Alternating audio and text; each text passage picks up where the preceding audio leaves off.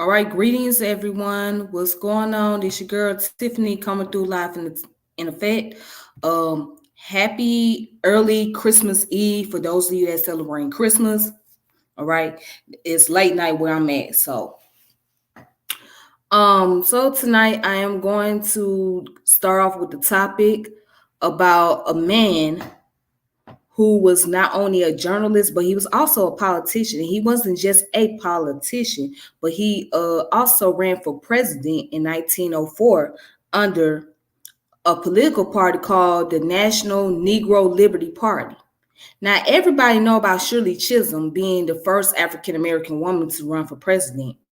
And everybody thought that Obama perhaps was the first African-American to run for president, right? But it was actually George Edwin Taylor that was running for president. Yeah. So I got information on him. So as a matter of fact, I want to show you guys who he is. So as you can see, that picture right there, that's George Edwin Taylor. And I have some information on him that I would like to share. So just pause for a moment. All right. So I'm right here on Wiki One.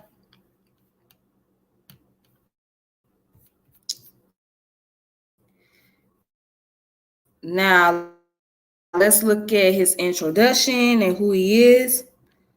All right, so Edwin Taylor was an American journalist, activist, and politician who was the candidate of the National Negro Liberty Party for the office of President of the United States in 1904. He was the first African American to run for president. All right. And not only that, it says he was born in Little Rock, Arkansas, to a slave father and a free mother. After becoming an orphan, he arrived in La Crosse, Wisconsin in 1865, where he attended school and obtained early experience as a journalist and labor/political activist.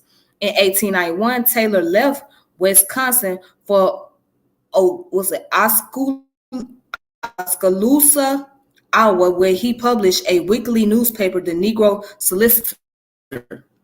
In the 1890s, Taylor transitioned from independent Republican to Democrat. In 1892, he was founder and president of the National Colored Men's Protection League, and in 1900 was president of the National Negro Democratic League, the national bureau within the National Democratic Party. In 1904, Taylor joined the National Negro Liberty Party as his candidate for the office of President of the United States. He reconnected with the Democratic Party after the failure of his 1904 election campaign. So he made the attempt, he tried. Now let's see. Okay, now he was born on August the 4th of 1857. All right, his mother, Amanda Hines, was a free black, and his father, Nathan Taylor, was enslaved. Now, according to the law of the partisan quintervention is basically dealing with the law that if your mother was, it determines the status of your mother. So if your mother is free, then the child will be born free. If the mother is a slave, then the child is going to be born a slavery. So it's always been that way throughout slavery. The status of the child is determined by the status of the mother. Even if you're biracial, it still determines by the status of the mother. Anyways, and which made him a free person. The precise statuses of Hines and Taylor are unknown. In 1859, Arkansas enacted a free Negro expulsion bill, which required all free blacks to leave the state or to be seized, and if they refuse to leave after 1 year, they'll be enslaved. Amanda Hines took infant George to Alton, Illinois, which was an antebellum center of the Underground Railroad on the Mississippi River, and a major river port for the Union military once the Civil War began in 1861. Hines died from tuberculosis in 1861 or 1862. George later claimed that he, an orphan, lived in a storehouse boxes in Alton during the war years. Now it goes on to say, a month after the war ended in 1865, at the age of 8, George landed at the dock of La Crosse, Wisconsin, on board the Hawkeye State, a steam-side paddle wheeler that operated between St. Paul, Minnesota, and St. Louis, Missouri. Taylor remained in La Crosse for 2 or 3 years. During those years, he was known as George Southall and lived likely with the family of Henry Southall, a black cook who worked on paddle wheelers. In 1867 and 1868, the Southalls moved from La Crosse, and George, at the age of 10 or 11, remained in La Crosse. A La Crosse County Court judge intervened and fostered him to a black family. Nathan Smith and his wife Sarah, who provide care for some of the county's orphan or abandoned children, and who live near West Selman, Wisconsin, 12 kilometers east of La Crosse. Taylor remained foster to Smith until he reached the age of 20.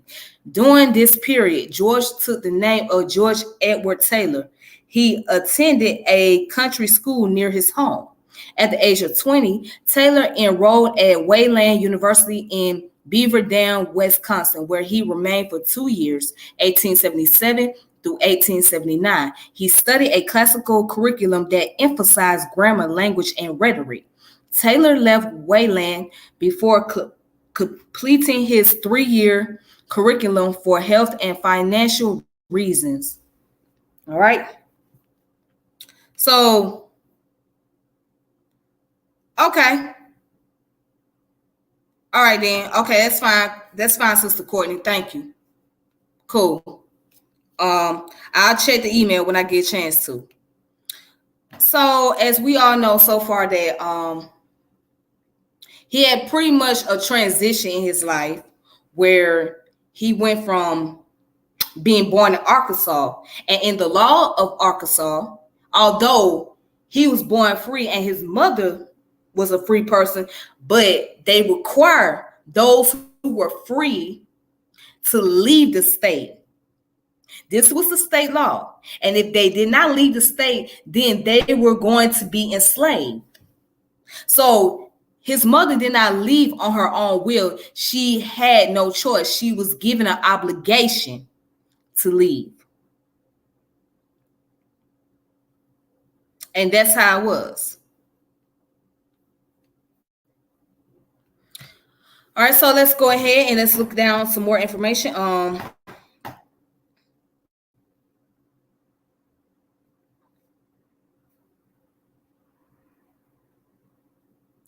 right, so it says he married in October 1885 to Mary Hall of Perry du Chien, Wisconsin, who was mentioned only once in local records. There were no known children from this marriage. All right. So, and it says that he wrote articles for several of La Crosse newspaper and for Chicago Inner Ocean. During the first year, he also obtained employment as city editor of the La Crosse Democrat, owned and edited by Marcus Brick Perot, who during the Civil War gained national notoriety by calling for President Abraham Lincoln's assassination. Perot also was an influential voice in the Greenback Party and within Wisconsin Union Greenback Labor Party. Taylor became editor of the La Crosse Evening Star 1885 to 1886 and owner/editor of the Wisconsin Labor Advocate, both of which claimed to be the voice of the Knights of Labor, the La Crosse County Workingmen's Party, and the Wisconsin State People Party, also known as the Wisconsin Union Labor Party. Okay? So, he was politically active at the city and county, state, and national levels while living in La Crosse. As editor of the La Crosse Evening Star, Taylor supported the administration of Frank White Beaver Powell, who served 2 terms as the people mayor of La Crosse, first as an independent with no party affiliation, and then as the champion of the city's Workmen's Party. Taylor was secretary of the La Crosse City and County's Workmen's Party and one of the founder of the Wisconsin People's Party in 1886 and secretary of 1886 and 87.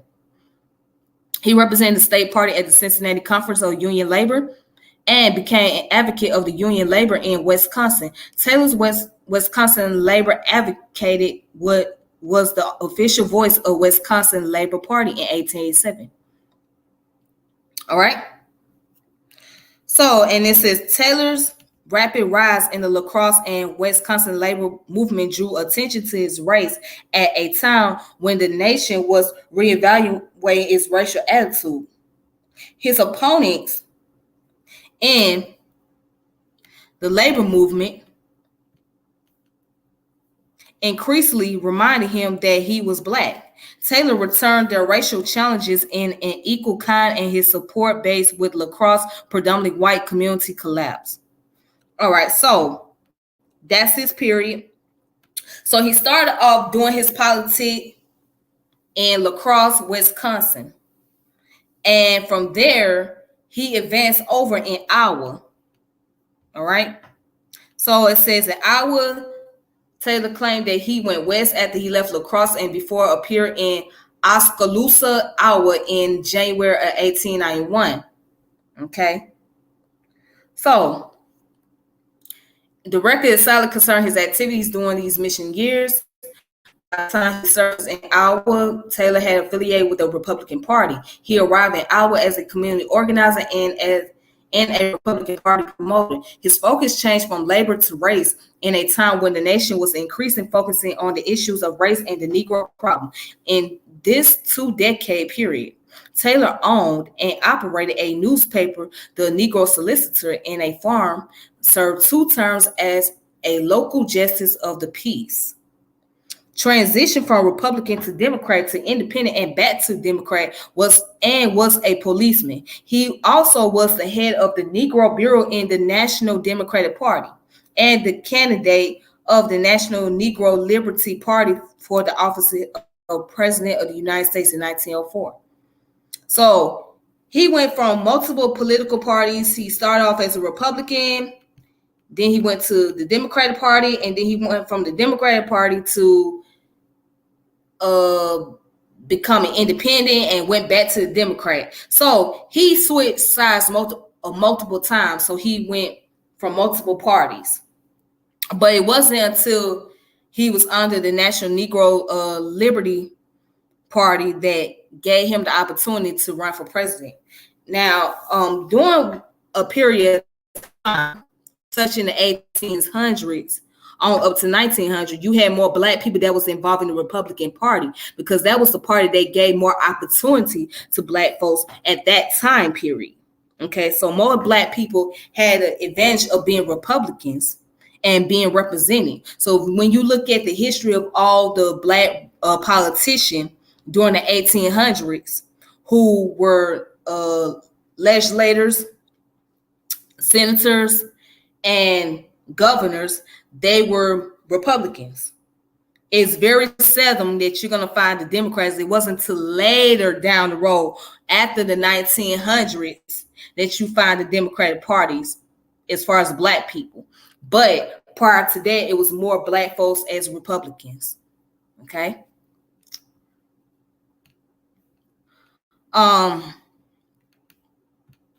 Oops, let me go ahead. Okay. So now, let's go ahead. He married Cora Cooper Buckner on August the 25th, 1894. Cora was 16 years younger than Taylor and brought a child to the marriage. That child was mentioned only once in the record. Cora was a typist and essayist who edited the Negro Solicitor from 1893 to 1898. When Taylor was most active at the state and national levels, there were no known children to this marriage. When Taylor moved from Oskaloosa to manage a lead mine at Coalfield, Iowa in 1900, and then to operate a farm near Hilton and Albia, Iowa after 1900, Cora refused to leave Oskaloosa and the marriage ended in divorce. During this phase as a farmer, Taylor also studied law and served 2 terms as a justice of the peace. All right. So it goes on to say Taylor's period as an independent Republican, a Negro wump, was short-lived. Iowa's Republican leadership envisioned Taylor as someone who could speak the language of labor and who could keep Iowa's black coal and lead miners loyal to the party that had liberated them from slavery. Within 16 months of his arrival in Iowa, however, Taylor abandoned the Iowa Republican Party for an independent course that emphasized racial solidarity rather than party membership. All right. Now it goes on down here to talk about the national politics. So in 1892, Taylor was positioned to play a major role as an independent Republican. He, along with Frederick Douglass and Charles Ferguson, carried recommendations from Black independent Republicans to the platform committee of the National Republican Party. That committee rejected all of their recommendations, and Taylor, in response, published a scathing national appeal addressed to the American Negro and the Friends of Human Liberty. That appeal effectively ended any role that he might have hoped to play within the state or national party. Now it says here, Taylor's activity at the state level primarily focused within leagues and associations that claimed to be nonpartisan. These included state leagues that affiliate with the National Afro-American League, the National Afro-American Council, and the National Colored Men's Protective League. These leagues served as Black-only forum for discussing problems peculiar to the race, ideally in a nonpartisan and non-confrontational setting. They also include the Iowa Colored Congress, the Iowa Knight of Pathis, and Prince Hall Masons. Yes, the Prince Hall Masons, they were very active politically. Yes. You're going to find out there is some Masons in, there are some politicians that are Masons, okay? And we're not going to go there about that Illuminati stuff. So let's not do that Illuminati stuff. Let's not do it. But anyways,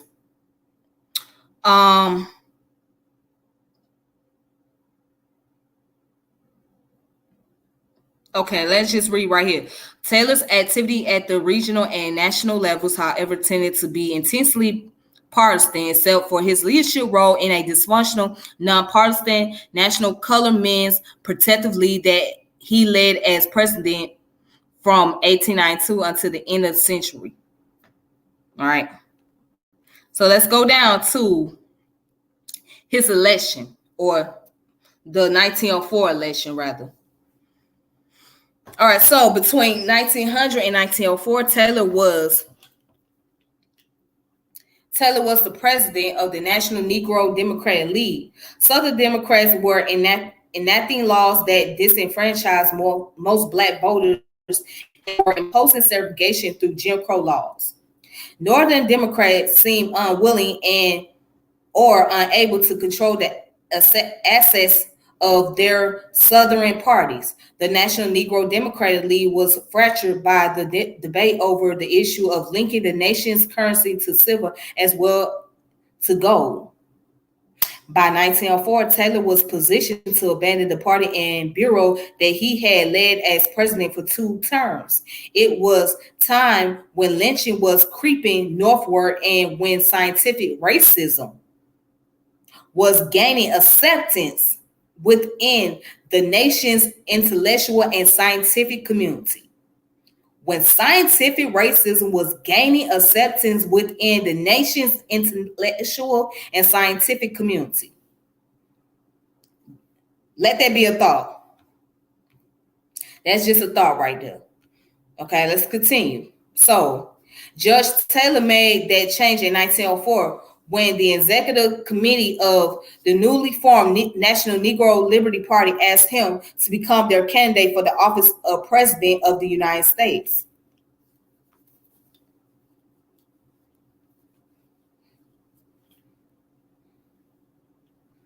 The party had its origin in Little Rock, Arkansas in 1897 when it was known as the Ex-Slaves Petitioners Assembly.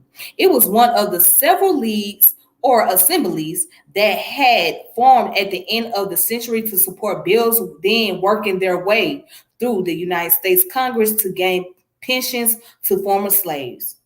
These leagues claimed that membership in a league was required to qualify for a pension. If and when Congress passed such a bill in 1900, that assembly reorganized as the National Industrial Council and in 1903 added issues of lynching, Jim Crow law, disfranchisement, anti-imperialism, and scientific racism to its agenda, broadening its appeal to Black voters in northern and midwestern states. In 1904, the council moved its headquarters to Chicago, Illinois, and reorganized as the National Negro Civil Liberty Party. All right. The first national convention of the new party convened in St. Louis, Missouri in July 1904 with plans to fill candidates in states that had sizable Black population. Its platform included planks that dealt with disfranchisement, insufficient career opportunities for Blacks in the United States, military imperialism, public ownership of railroads, self-government for the District of Columbia, which is Washington, D.C., lynching and pensions for ex-slaves. The convention also selected Colonel William Thomas Scott of East St. Louis, Illinois, as its candidate for the office of President of the United States for the 1904 election. When convention delegates had left St. Louis and when Scott was arrested and jailed for having failed to pay a fine imposed in 1901, the party's executive committee turned to Taylor, who had just stepped down as president of the National Negro Democratic League to lead the party's ticket.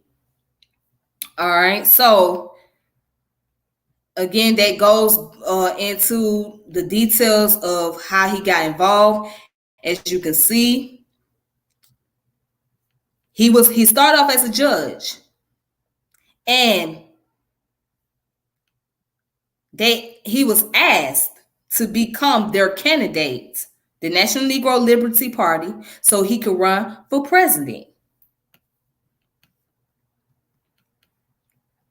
And it says his campaign in 1904 was unsuccessful. The party's promise to put 300 speakers on the stump to support his candidacy and his plan to fill 6,000 candidates for local office failed to materialize. No newspaper supported the party. State laws kept the party from listing candidates officially on the election ballots. Taylor's name failed to be added to any state ballot. The votes he received were not recorded in the state records. William Scott, who had been the party's convention first choice as candidate, later estimated that the party had received 65,000 votes nationwide, a number that could not be verified. I wonder why he was not placed on the ballots. Do you know why he was not placed on the ballots? Well, the answer is easy. It's because of racism. That's why he was not placed on the ballot. They didn't want the Black man at the time period running for president. No, because remember, Blacks is minority, okay? Whites were considered as the majority. They didn't want no Black man running as no president. So that's why he didn't go on the ballot.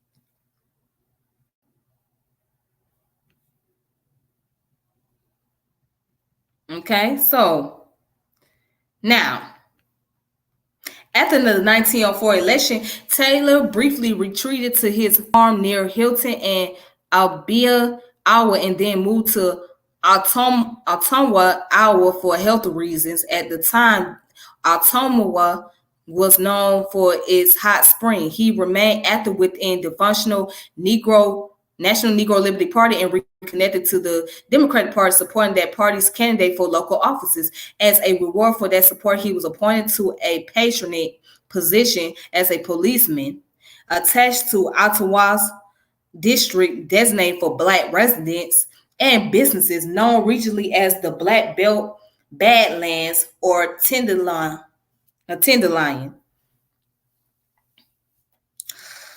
All right, so in 1908, he gave a keynote address to a union convention of Black political leagues that was held in Denver, Colorado, at the same time that the National Democratic Party was meeting in that city. That union convention organized a national Negro anti-Taft league that supported the candidacy of William Jennings Bryan, Democrat from Nebraska, for the office of President of the United States. Taylor was a member of that league's Committee on Resolutions.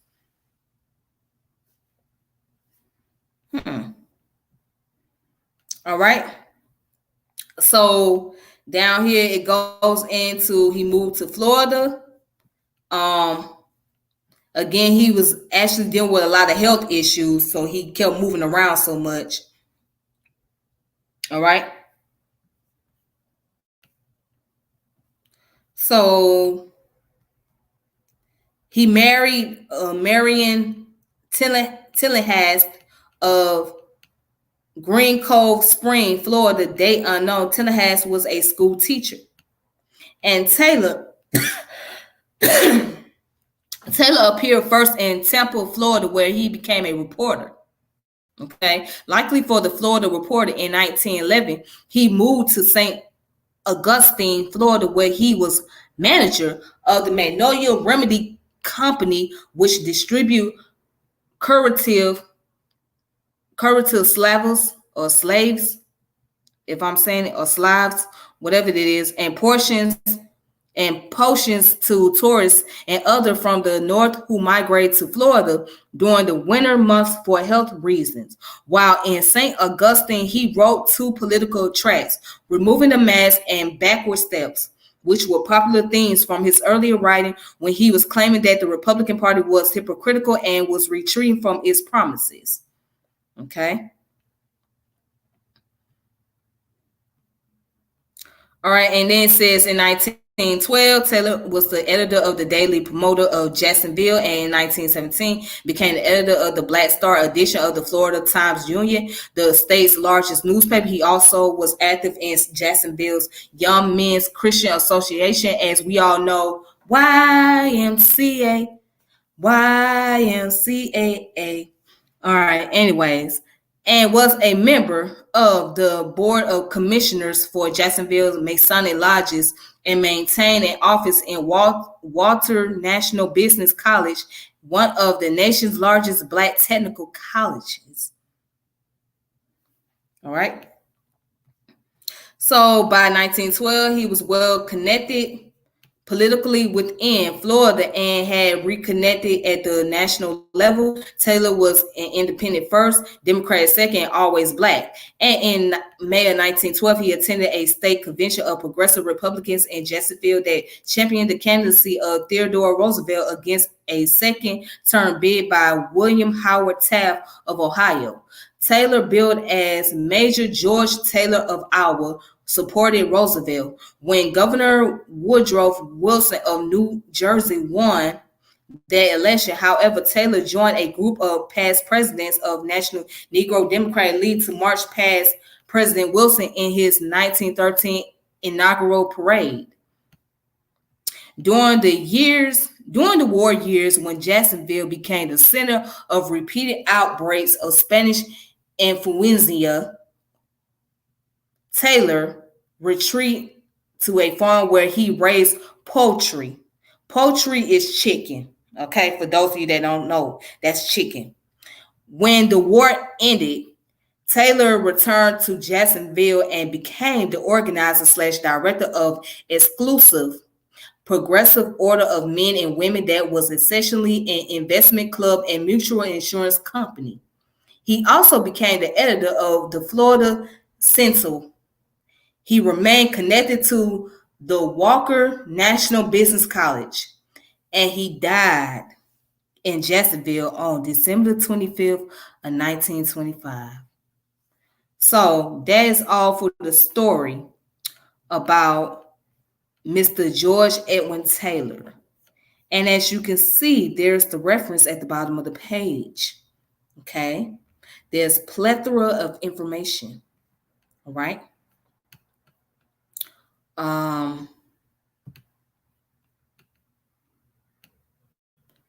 So yeah, also,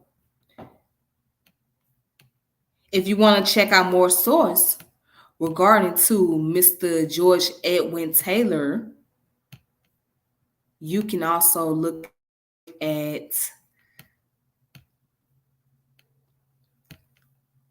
Encyclopedia of Arkansas. Encyclopedia of Arkansas, all right?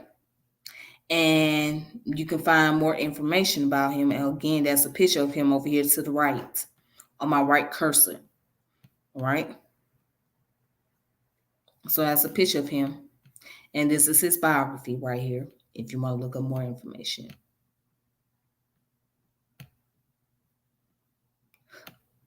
All right, and then I also have a book that could be presented as well. So this book right here, you can find the ebook, and it's called For the Labor, Race, and Liberty, George Edwin Taylor. George Edwin Taylor.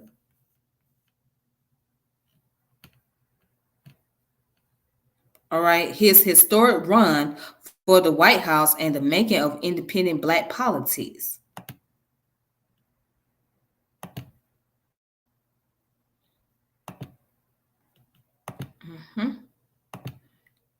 So let's see. Hold on. Let me go back real fast. Cause hold on.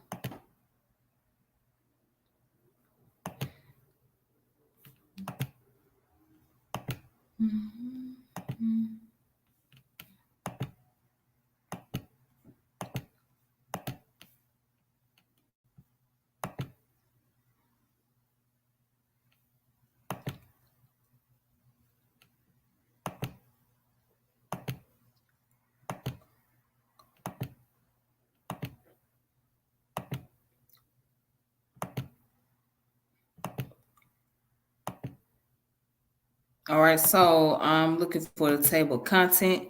All right, as you can see right here, these are the abbreviation for the different leagues: Afro-American Council of Iowa, Afro-American League of Iowa, Afro-American Protective Association of Iowa, Colored People National Protective Association, National Afro-American Council, and going all the way down to the National Negro Democratic League. All right. So it goes in. So here's the introduction right here. It goes into a lot about his information. So with that being said,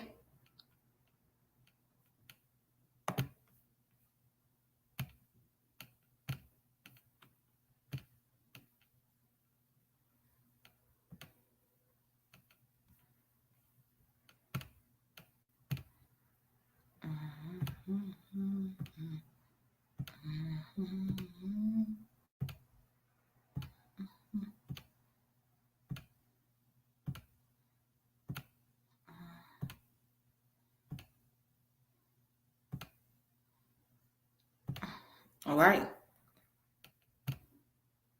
So yeah, that's the book right here. So if you guys want to check this book out, you're more than welcome to do so. It's an ebook.